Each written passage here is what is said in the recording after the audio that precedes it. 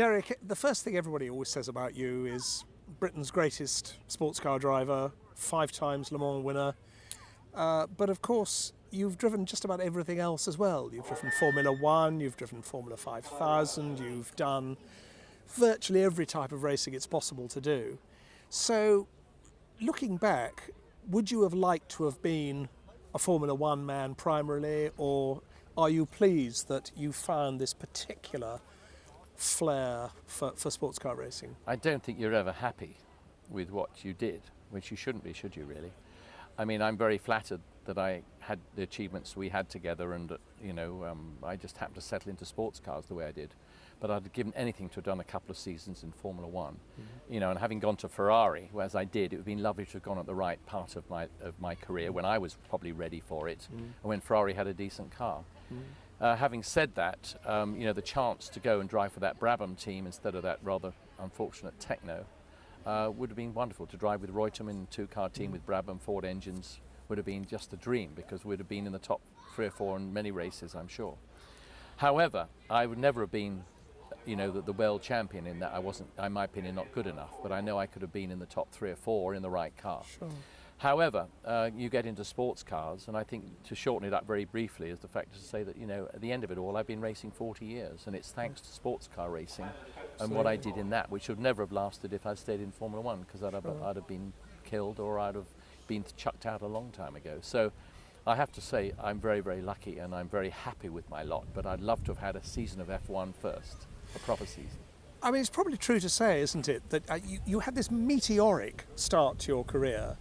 Started in a Lotus 7 here at Goodwood, went very quickly through Formula 3 and Formula 2, and in almost no time at all, you were a Ferrari works driver. You were driving at Monza in a Formula 1 Ferrari. Do you think, in fact, that came too early for you?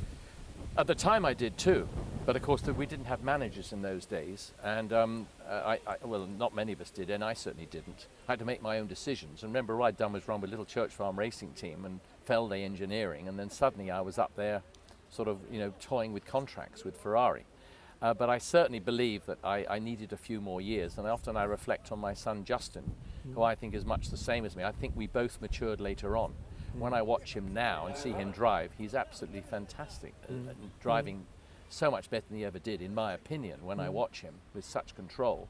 And I think you could say that I did as I got a bit older. And I think experience counts. I don't think we all have to climb at the same rate. I don't think our sort of learning curve is always the same for everybody. We know that in all other walks of life, some of us mature at a later age. And I think my driving got a lot better when I was sort of well over 30, 35 and so on. And the perception one has about these long-distance sports car races, and of course it wasn't just winning Le Mans. You were doing that wonderful championship that existed then, the 1,000-kilometre races around the Nürburgring and Spa and so on. It seems to me that a major ingredient of being a successful sports car driver must have been discipline, really rigid discipline. Yes, and I tell you one thing that I learned, and that's why, although I think driving schools are necessary in a certain way. I think people say, oh, well, it makes me a better driver. I don't think it can improve your driving particularly, but I think it can teach you a discipline.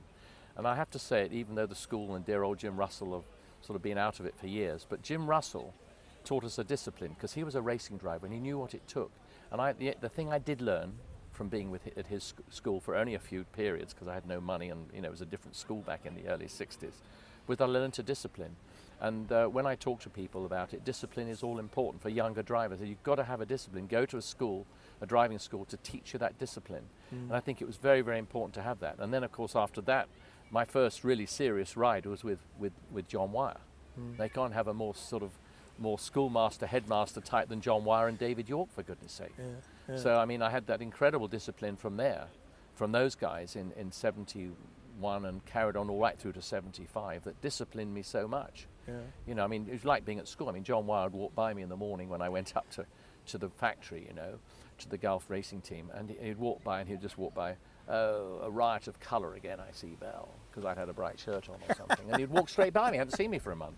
They were just like the headmaster at school. I mean, the miracle was that John even knew who I was, or knew my name. But he had, there was a discipline there, and you had a respect. And so ever since then, I've had it. And you know, I could tell him what revs I pulled, and became very, what's the word? You know, methodical. Everything I did was lap after that, which is not really me as a real person. I'm completely haywire, but my driving was very methodical. Looking back, I mean, I don't know how many long-distance sports car races you must have done, but which are the ones that really, not necessarily Le Mans, but those if they're there, but which are the ones that really you feel proudest of, which really stick in your mind? The proud, yeah. I think one of my early wins at Spa, I was very proud of. In the 917? Yeah, no, I didn't win in the 917, unfortunately. It was in the, did I win in the Mirage? I think I won in the Mirage. Yes. Which only enough, I think it was the only win he'd ever had at Spa, which is very special because I'd never won there and he wanted to win there. I never won at the Nürburgring as much as I wanted to. I only won when they opened the new track. They had lap record, pole positions and everything. And then we had, I think, I always go back, the memory that I'll have is coming third with Justin on Father's Day in the McLaren. Something we never expected to do, and Andy Wallace, we never expected to feature at all. And there we were leading the race for 16 hours. That's one that goes in my memory. I mean, 26 Le Mans is a lot of Le Mans. But the one that I always think about is that because it was my son, and I was very proud to be in the car. But I mean, obviously I had some other stunning races. I mean, I think the one that I'll remember sort of pure from the point of view of a personal point of view as a driver was when I finished second in 83. And Jackie and I won it 3 times already, but we were going for our hat trick, 81, 82, and then 83. We'd won in 75, obviously. So we're going for, and of course he got shunted off on the first lap, and we had to battle our way through to the end. And we finished second by 27 seconds. Having been right at the very end, having lost a lap before we started, because he had to come in the pits from the back of the grid and check the bodywork and then go out. So in a way, we battled through with all those fuel economy things and had what I think was my best race of my life at Le Mans, breaking lap records in the last hour, that sort of thing, trying to catch up. It's very nice that when I was doing exactly what I'm doing with you, with Jackie X, here at Goodwood during the festival, I asked him the same question, and he had the same answer. Oh, did he? So that was his best race as well. Oh, is that right? I would have thought he would have said back when he drove the GT40 or something. No, Oh, really? it was that race that he felt happiest about, even though they only came I think second. the greatest story of my life at Le Mans, if you wrote about that as a story of the 24-hour, was brilliant. Absolutely, it was super because of what took place during it. It wasn't just we had one problem. As soon as we got back in the lead, another one, and we dropped back, and so on. And then the drives all the way through the night, and the next day getting in the lead and losing it again. Those things, and then finishing second. And of course, remember, it was 2 drivers, not 3. Of course. So, but that how long stints did you do? We never did more than probably 3 hours. So you were doing 3 hours at a stretch. Yes, absolutely, yes. And then during the 3 hours off, were you able to sleep? Never slept. I never slept Le Mans in my life. Yeah. What did you do? Have a bit of food and a drink, some water? Just drink. Energy drinks, mineral drinks, everything you could take to sort of replace the sweat, the loss of minerals and electrolytes. But unfortunately, of course, you can never replace them all. That's the problem. You just can't. The story that I always tell was when you won the Le Mans 24 Hours in conditions of tremendous heat. You did the last stint, and you passed out, having taken a great slug of champagne on the rostrum, and I interviewed you on a stretcher as you were being sort of carted away. I mean, that was presumably because you were dehydrated. Absolutely, totally. Remember, it was just 2 of us, Jackie and I. We'd had a tough race because the chassis had broken, yet we still won the race. And we're absolutely exhausted. And I remember collapsing and somebody saying, "This man needs help," as I disappeared behind the barrier. Like out, gone, But I had a slug of champagne. First thing that hit my veins was bubbles, It took me straight out. Racing with your own son, I mean, obviously that must be a wonderful feeling, and you could so easily have won that year, and you finished third with the McLaren.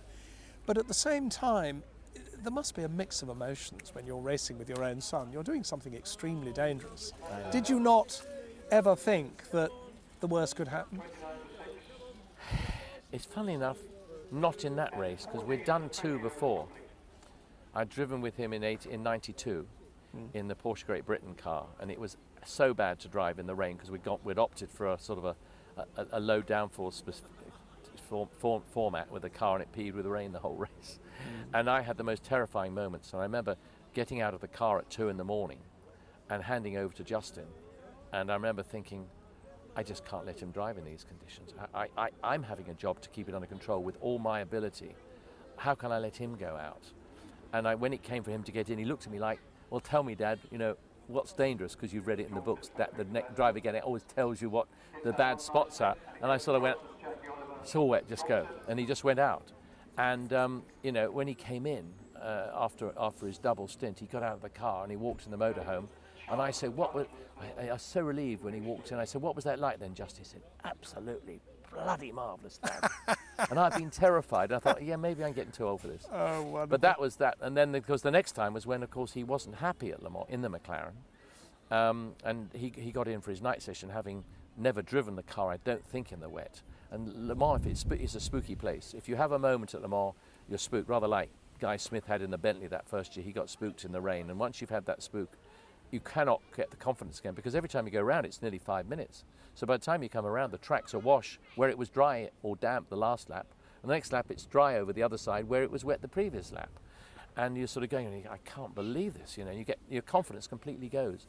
I remember he was brought in by the team manager, David Price, sort of like after one stint he was due to do 2, and I thought he was going to do 2. And he walked in the motorhome, and he walked in, and his eyes were like spotlights, and he walked in. I said, what's up, Justin? What are you doing here? He said, Dad, I've never been so frightened in my life. And David Price, to give him his due, never put him back in again till daylight, because he knew that if Justin crashed, they'd be saying, well, fancy putting that bloody 24-year-old, that's crazy. Whereas if me or Andy crashed, they would say, well, must have been bad if those two crashed, you know. Yeah, and Andy and I, Wallace and I, we both drove really well all through the night, retaining the lead ahead of all the, you know, the superstars. So, you know, the car was pretty difficult to drive in the wet, I have to say.